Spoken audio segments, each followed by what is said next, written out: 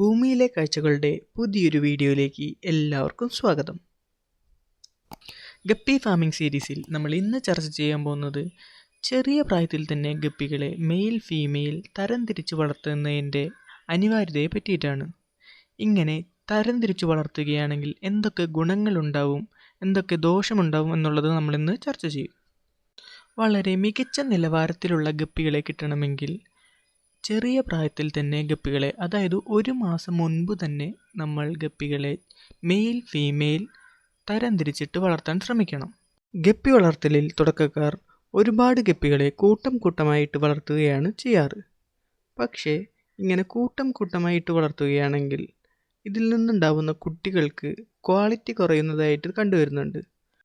പിന്നെ ഉണ്ടാവുന്ന മറ്റൊരു പ്രശ്നം എന്താണെന്ന് വെച്ചാൽ, ഈ ഗപ്പി കുഞ്ഞുങ്ങൾക്ക് മെച്യൂർ ആവുന്നതിന് മുമ്പ് തന്നെ അങ്ങോട്ടും ഇങ്ങോട്ടും ക്രോസ് ചെയ്തുകൊണ്ട് കുഞ്ഞുങ്ങൾ ഇറങ്ങും.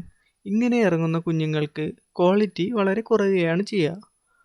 അതുകൊണ്ട് ഗപ്പികളെ എപ്പോഴും തരംതിരിച്ചിട്ട് വളർത്തി ഏറ്റവും നല്ല ഗപ്പികളെ മാത്രം സെലക്ട് ചെയ്തുകൊണ്ട് ക്രോസ് ചെയ്യുകയാണെങ്കിൽ ഏറ്റവും നല്ല മികച്ച ക്വാളിറ്റിയിലുള്ള ഗപ്പികളെ നമുക്ക് പ്രൊഡ്യൂസ് ചെയ്യാൻ സാധിക്കും. ഈ മാറ്റിയിട്ട് വളർത്താതെ ഈ ചെറുപ്രായത്തിൽ തന്നെ മെയ്റ്റ് ചെയ്തുണ്ടാവുന്ന ഈ ഗപ്പി കുഞ്ഞുങ്ങളുടെ നട്ടെല്ല് വളയുന്ന പോലുള്ള രോഗങ്ങൾ നമ്മൾ കണ്ടുവരാറുണ്ട്. ഇങ്ങനെ വരാതിരിക്കാൻ സാധാരണ നമ്മൾ ഈ ഗപ്പി കുഞ്ഞുങ്ങളെ മാറ്റിയിട്ട് വളർത്താറാണ് പതിവ്. അടുത്തതായിട്ട് നമുക്ക് ഈ ചെറുപ്രായത്തിൽ തന്നെ ഗപ്പികളെ എങ്ങനെ മെയിൽ ഫീമെയിൽ തരം തിരിച്ചെടുക്കാം എന്നുള്ളത് നോക്കാം. പണ്ട് നമ്മൾ ചെയ്തു പോന്നിരുന്ന ടെക്നിക്ക് എന്താണെന്ന് വെച്ചിട്ടുണ്ടെങ്കിൽ, ഏറ്റവും ഭംഗി കൂടിയത് മെയിൽ ഗപ്പിയും പിന്നെ കുറച്ചും കൂടി ഭംഗി കുറഞ്ഞത് ഫീമെയിൽ ഗപ്പിയുമായിട്ടായിരുന്നു നമ്മൾ തരം തിരിച്ചിരുന്നത്. എന്നാൽ മാർക്കറ്റിൽ ഒരുപാട് ഫാൻസി ഗപ്പികൾ ഇറങ്ങി. മെയിലിനേക്കാൾ കൂടുതൽ ഭംഗിയുള്ള ഫീമെയിൽ ഗപ്പികളും നമുക്കിപ്പോൾ കിട്ടാനുണ്ട്. ഇങ്ങനെ വരുമ്പോൾ മെയിൽ ഫീമെയിൽ തരം തിരിച്ചെടുക്കൽ വളരെ പ്രയാസമായി. ഇപ്പോൾ നമ്മൾ മെയിൽ ഫീമെയിൽ ഗപ്പികളെ തരം തിരിച്ചെടുക്കാൻ വേണ്ടി മറ്റൊരു മാർഗം കണ്ടെത്തിയിട്ടുണ്ട്. ഈ ഗപ്പികളുടെ വയറിന് താഴെ ഒരു ചിറകുണ്ട്. ആ ചിറകിന് ഗോണോപോഡിയം എന്നാണ് പറയുക. ആ ഗോണോപോഡിയം കൂർത്തിരിക്കുകയാണെങ്കിൽ അത് മെയിൽ ഗപ്പിയും അത് റൗണ്ട് ഷേപ്പിലാണെങ്കിൽ ഫീമെയിൽ ഗപ്പിയുമാണ്. ഇപ്പോൾ നമ്മൾ കാണുന്നത് ഇലക്ട്രിക് ബ്ലൂ ഗപ്പീസിൻ്റെ 30 ദിവസം പ്രായമായ കുഞ്ഞുങ്ങളാണ്.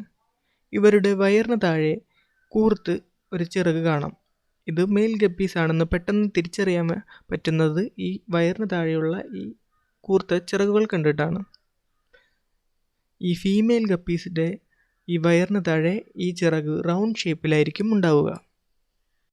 ഭംഗി നോക്കി മെയിൽ ഫീമെയിൽ ഗപ്പി കണ്ടുപിടിക്കുന്നതിനേക്കാൾ എളുപ്പത്തിൽ നമുക്ക് ഇങ്ങനെ ഈ വയറിന് താഴെയുള്ള ഈ ചിറക് നോക്കിക്കൊണ്ട് നമുക്ക് ഈ പെട്ടെന്ന് എളുപ്പത്തിൽ തരംതിരിക്കാൻ സാധിക്കും.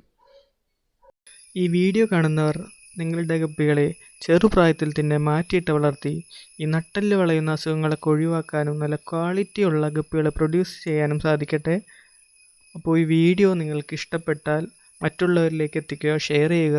ഈ ചാനൽ നിങ്ങൾക്ക് ഇഷ്ടപ്പെട്ടാൽ സബ്സ്ക്രൈബ് ചെയ്യുക. നിങ്ങളുടെ അഭിപ്രായങ്ങൾ കമൻ്റായിട്ട് എഴുതുക. മറ്റൊരു വ്യത്യസ്തമായ വീഡിയോയിൽ കാണുന്നവരേക്കും ശിവശങ്കർ സൈനിങ് ഓഫ് ഫ്രം ഭൂമിയിലെ കാഴ്ചകൾ.